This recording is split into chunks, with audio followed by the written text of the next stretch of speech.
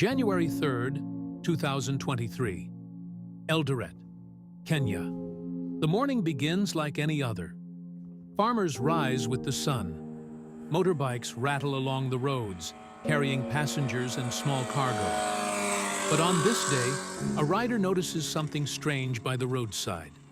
A large metal trunk, unmarked, abandoned, sitting where no trunk should be. At first, it seems harmless, just another piece of discarded junk. But its size, its weight, and its placement spark unease. Who leaves a box like this in the open by a lonely stretch of road? As curiosity turns to suspicion, calls are made. Police arrive, their boots crunching on dry soil. They circle the trunk. The air feels heavier, as though everyone present already knows the box is not empty. When it is finally pried open, silence hangs in the air. Inside lies the body of a young man, carefully folded, his mouth gagged with cloth, his lifeless eyes staring into nothing. He is dressed in women's clothing, a detail that will later ignite fierce debates about identity, prejudice, and violence. This is African Murder Oclock.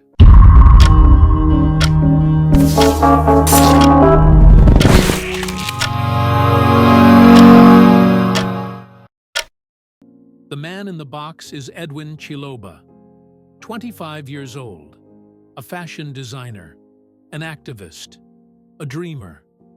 His story is about to unravel across Kenya and far beyond. But what led to this moment? Who placed him in that box? And why? This is not just the story of a murder. It is the story of love turned deadly, of betrayal, and of a society wrestling with fear and intolerance. Before the headlines, before the crime scene tape, before his name became global news, Edwin Chiloba was a young man full of life. Born in 1997, he grew up in rural Kenya, navigating poverty and loss. Orphaned young, he carried scars that few could see. But through hardship, he found expression in fabric, in color, in art. In a society where conformity is survival, Edwin chose to be different. He wore flamboyant outfits. He painted his face with confidence. He walked into rooms knowing he would be stared at, and he welcomed it. Fashion, to him, was more than clothing. It was protest. It was defiance. It was freedom. By his early 20s, Edwin had become a fixture in Kenya's underground fashion and LGBTQ+ scene. He walked runways, designed daring outfits, and used his visibility to speak for those who were silenced. But his boldness came at a cost. In Kenya, same-sex relations remain criminalized. To live openly is to invite hostility. Yet Edwin refused to hide.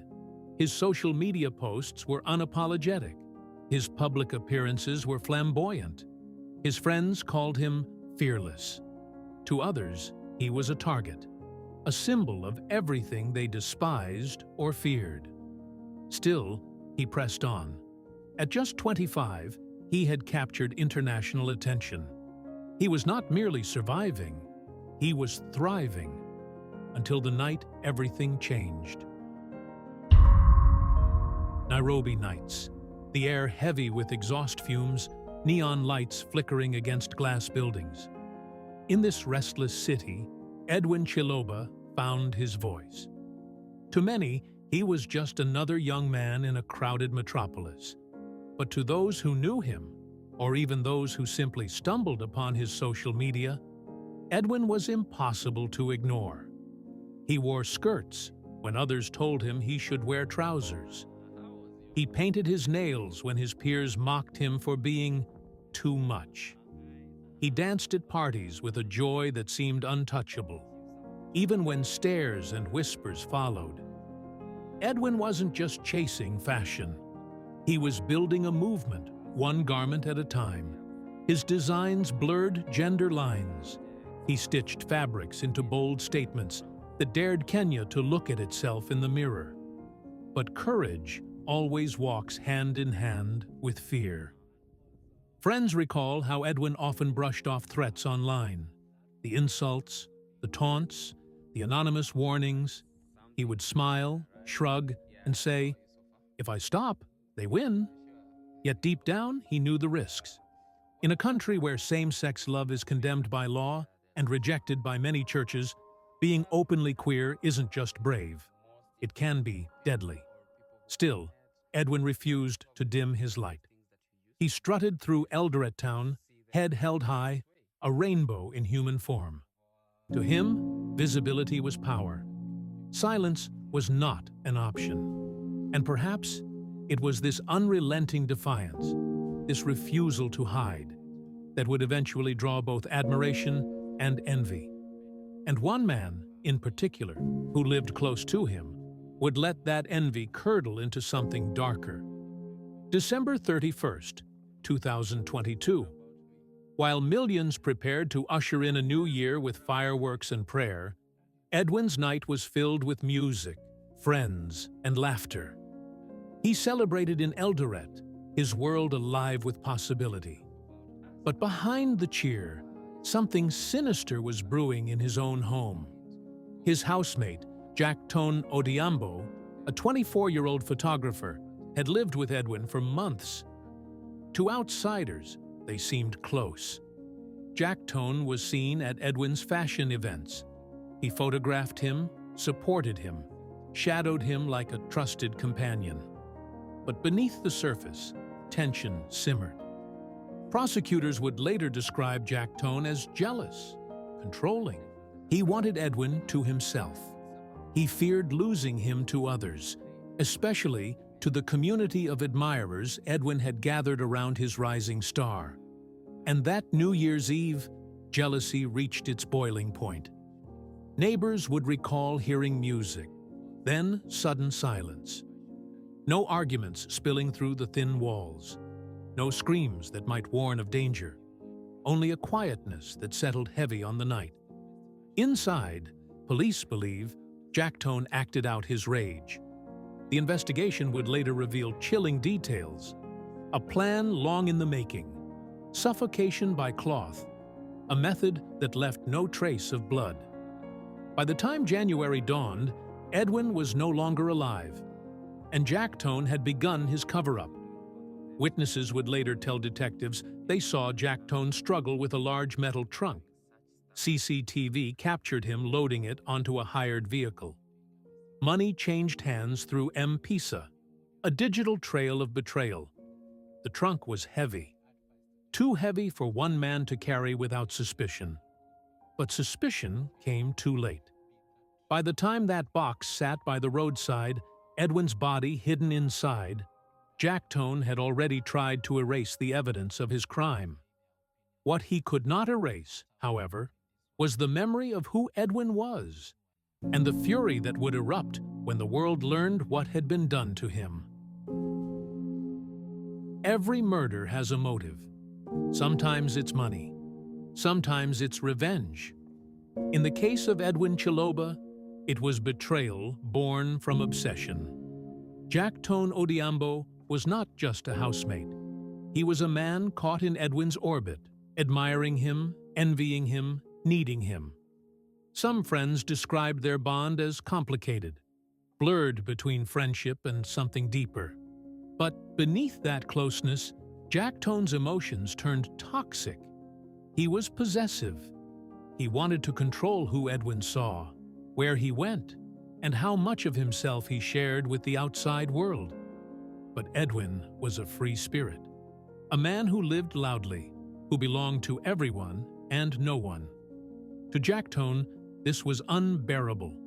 Prosecutors would later say Jackton feared being abandoned, cut out of Edwin's rising world of fame, fashion, and activism.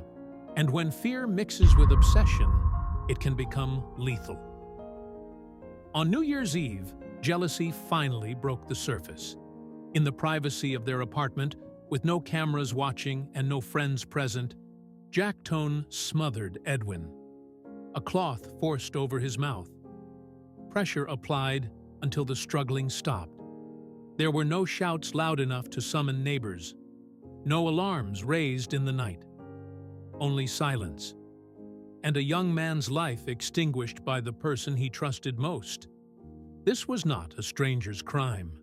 It was an act of intimacy twisted into violence, a killing carried out by someone Edwin had allowed into his inner circle, a betrayal deeper than most can imagine. Murder leaves behind chaos, blood, disorder, noise. But Jack Tone was meticulous. In the hours after Edwin's death, he moved with chilling calm. He cleaned, he gathered, he planned.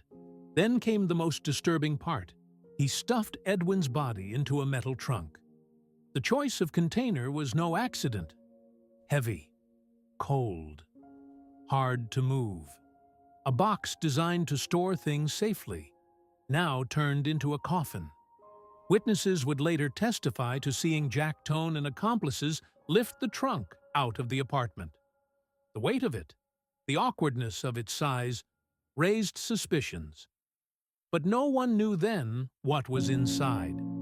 Surveillance cameras in Eldoret captured images of Jack Tone loading the box into a car.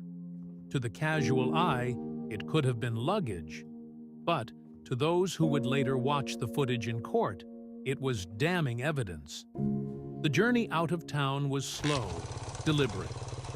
Jack Tone drove through the night until he found a lonely stretch of road. And there, as the world slept, he left the box like discarded trash. Perhaps he thought no one would open it. Perhaps he believed scavengers, rain, or time would erase his secret. But secrets have a way of surfacing. By dawn, the box had drawn attention. By mid-morning, it was pried open. By afternoon, Edwin Chiloba's name was echoing across Kenya, and Jack Tone's cover-up was already unraveling. When the box was opened, the investigation began immediately. The body was identified as Edwin Chiloba, and within hours, detectives were already retracing his last known steps. What they found was a trail of clues that pointed straight back to the man who lived under the same roof. Neighbors came forward first. They remembered seeing Jack Tone Odhiambo struggling with a large metal box in the early hours of January 1st. Some thought it odd, but no one imagined what it truly contained. Then came the digital trail, the evidence that speaks louder than words. Mobile money transactions on M-Pesa revealed payments made for the transport vehicle. Jack Tone had hired help to move the heavy trunk, leaving his name tied to the act. Police followed CCTV footage, tracing the car that carried the box out of town. In the grainy images, they saw the unmistakable outline of Edwin's housemate. Calm, methodical, acting as if the plan was flawless. But plans rarely are.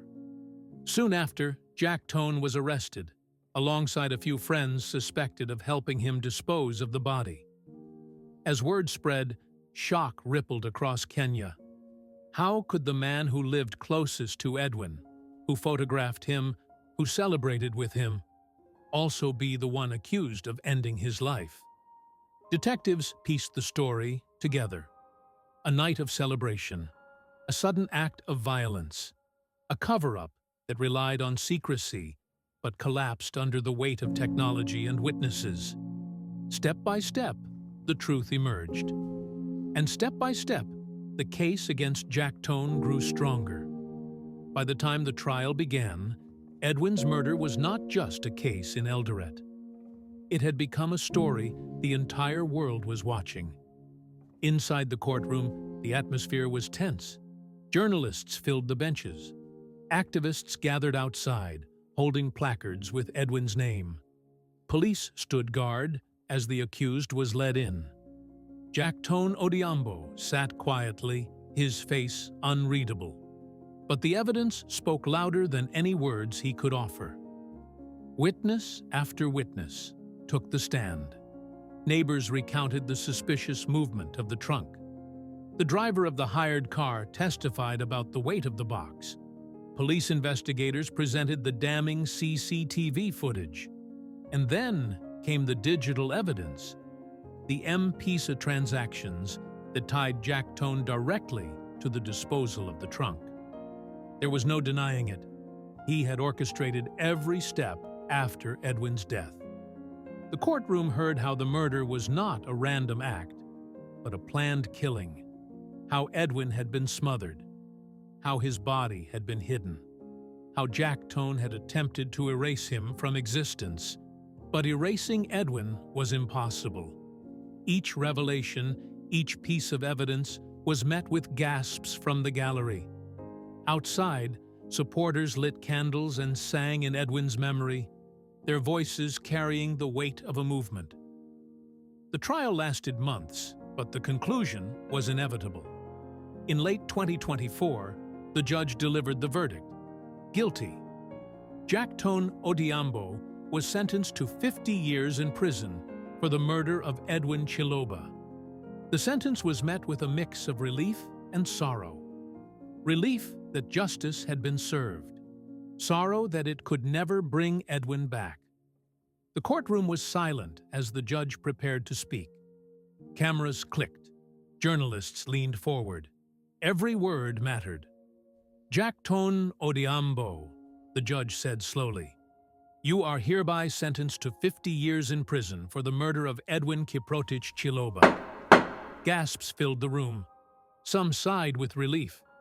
Others bowed their heads, tears spilling freely. Jack Tone sat still, eyes fixed on the floor. No emotion, no apology, just silence, as though the weight of half a century behind bars had landed without piercing his shell. Chiloba's killer, to some observers, tried to paint a saintly picture of himself through his confession to the crime. Others think he finally bought the fame that made him jealous enough to kill his partner. Tell us what you think could be the real reason why Jack Tone killed Edwin in the comments section. This is African Murder O'Clock. Don't forget to like, comment, and subscribe to the channel for all your African true crime stories.